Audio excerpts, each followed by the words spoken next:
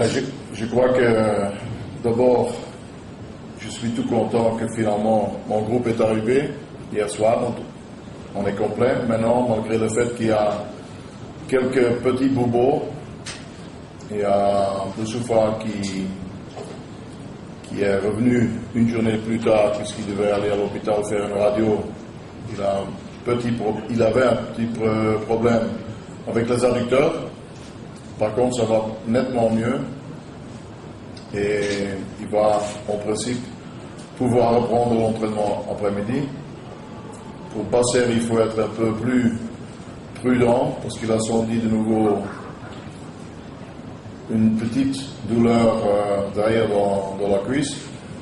Et on a déjà vécu quelques aventures avec lui qui n'étaient pas tellement positives. Donc là, il faut prendre le temps parce qu'aussi longtemps qu'il continue à avoir une petite gêne, ça ne sert à rien qu'il va à fond. Donc il va faire un entraînement individuel. Vous savez que Berabé a dû quitter le stage aussi parce que après avoir fait une IRM, on a constaté qu'il a quand même un problème de muscle depuis quelques semaines. Ça veut dire que le secteur offensif surtout, heureusement que j'avais sélectionné beaucoup de joueurs offensifs, donc j'ai pas mal de solutions sur ces positions. Première question, je peux vous dire que j'ai le même sentiment qu'avant le match contre l'Algérie. On a passé une semaine ensemble qui était aussi très très bien. Maintenant, depuis hier, on est au complet. Et je crois que l'atmosphère n'a jamais été comme elle est maintenant.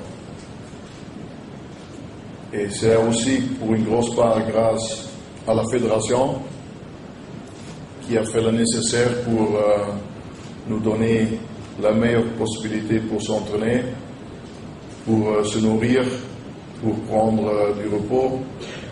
Je crois que la préparation ne peut pas être meilleure que comme on l'a maintenant. C'est pour ça que je suis sûr que mon équipe va vouloir repayer la fédération déjà pour le sacrifice qu'ils ont fait pour nous donner cette possibilité de s'entraîner et de l'hébergement. En plus, je sens que mes joueurs, ils ont besoin, ils ont envie de prendre leur revanche et pour offrir une très très belle soirée au peuple marocain. Malheureusement, il n'y a que 45 ou 40 000 tickets qui peuvent être vendus et apparemment ça ne suffit pas parce que ça m'a fait chaud au cœur que tellement de gens aimeraient voir ce match, beaucoup plus que 45 000 encore. C'est pour ça que c'est un peu dommage que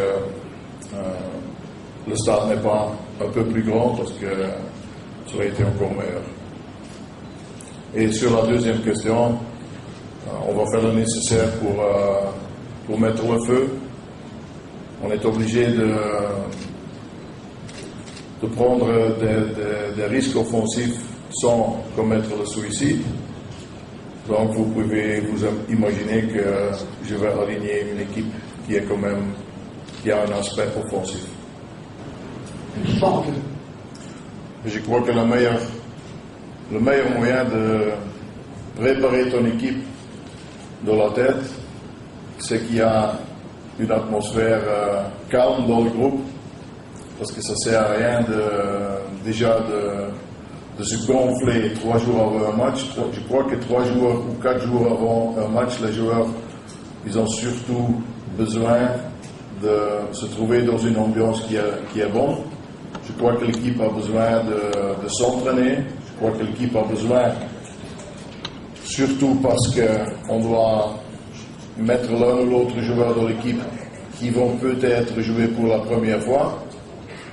Donc tout ça, la meilleure chose à préparer, c'est dans un aspect familial, ce qu'on est en train de faire. Vous avez déjà donné la réponse. Je crois que, sauf Hermach, je crois que les autres, ils sont venus avec un soulagement énorme, qui vont pouvoir participer de nouveau à la Ligue 1 en France. Maintenant, je crois que si tu mets dans une équipe seulement des garçons qui savent faire la bataille, mais qui n'ont peut-être pas cette finesse que certains autres joueurs ils ont, qui n'ont pas l'aspect physique, mais l'aspect technique, c'est pour ça qu'il faut avoir un mix, il faut avoir un équilibre. C'est toujours le problème pas le problème, mais le souci d'un entraîneur de trouver l'équipe où il y a cet équilibre entre force physique et force technique. Bien heureusement que Chamakh il a joué, j'ai assisté au match à Fulham, ouais, il a de nouveau un match de région. Kaja n'a pas joué le dernier, mais il a joué l'avant-dernier. Donc, ça pourrait poser un problème. D'un autre côté, je vous cite l'exemple de l'Allemagne, où Klose, il est sur le banc à Bayern depuis des mois, et chaque fois quand il rentre dans l'équipe nationale, l'entraîneur lui fait confiance. Il marque des goals. Donc, c'est une question de confiance aussi. De l'autre côté, je sais bien qu'un entraîneur, il doit donner confiance à des joueurs qui ont peu de problèmes.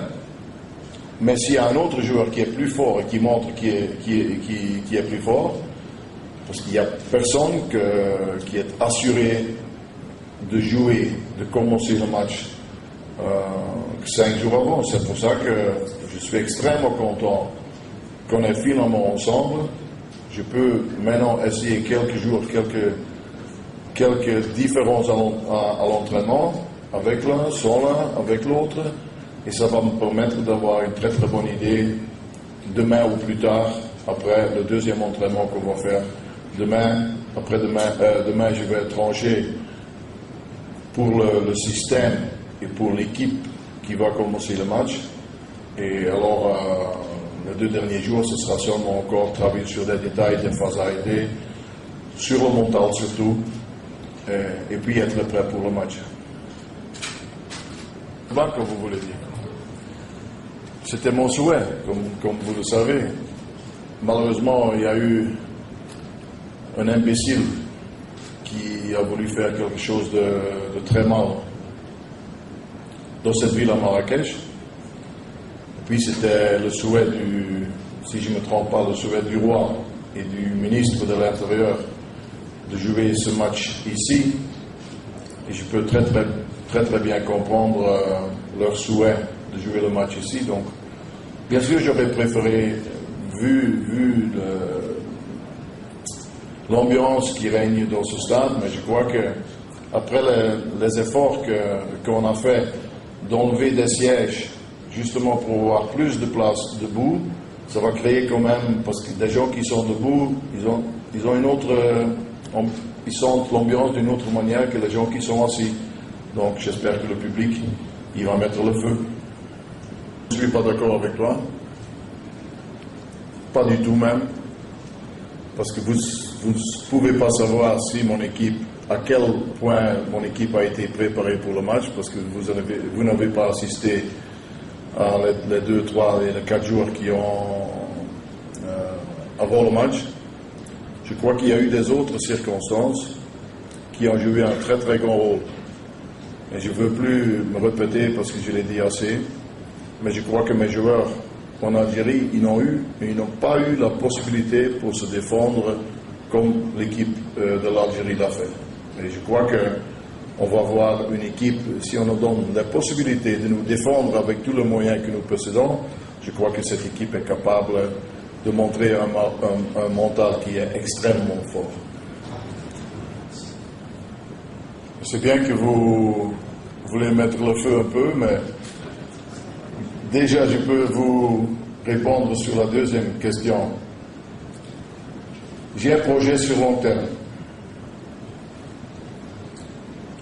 C'est quelque chose qui est important pour vous, journalistes, et pour moi, entraîneur. Maintenant, bien sûr, il y a une clausule dans mon contrat, si l'équipe nationale ne se qualifie pas pour la CAN, qu'on peut résilier mon contrat. Mais ce n'est pas dans mes mains. Mais moi, je refuse de penser à cette idée parce que je vois que, vu le fait que les 4 équipes, ils ont 4 points, vu le fait qu'on va voir une équipe du Maroc gonflée à 100% et qui va faire tout ce qui est dans notre corps et dans notre cœur et dans notre tête pour gagner ce match, je ne crois pas qu'il faut trop réfléchir à éventuellement résilier le contrat. En ce qui concerne la rumeur, vous savez, les 5 ou les 6 dernières années, j'ai eu beaucoup de succès. Et grâce à ce succès, il y a toujours des choses qu'on peut lire dans les journaux. Parfois c'est vrai, parfois c'est un mensonge. Moi, l'idée que j'ai en tête, c'est d'essayer et d'espérer de pouvoir terminer mon contrat avec l'équipe nationale du Maroc. Bien sûr, pour ça, il faut des résultats, parce que chaque entraîneur, il a besoin de résultats, il a besoin que son équipe joue un football qui plaît à tout le monde. Et si on est capable de faire ça, si on est capable de se qualifier pour la CAN, si on est capable de gagner ce match le samedi, je crois qu'on ne se posera plus la question après le match. Je veux revenir, avant de vous quitter, je veux revenir sur quelque chose qui m'a surpris une fois de plus. Je ne l'ai pas lu, mais il paraît que ça a été dans les journaux que je veux que le docteur de l'équipe nationale quitte la fédération et que je veux prendre un docteur belge. Je ne sais pas d'où ça vient, mais je crois que c'est nécessaire de rectifier. Je peux vous dire qu'aussi longtemps que moi je serai entraîneur de l'équipe nationale marocaine, aussi longtemps le docteur Efti restera avec moi. Pour 2 raisons. D'abord parce que dans son métier, c'est un des meilleurs que j'ai vu jusque maintenant dans ma longue carrière de joueur et d'entraîneur. Et deuxièmement, entre le doc et moi, il y a non seulement un grand respect, mais il y a une grande amitié.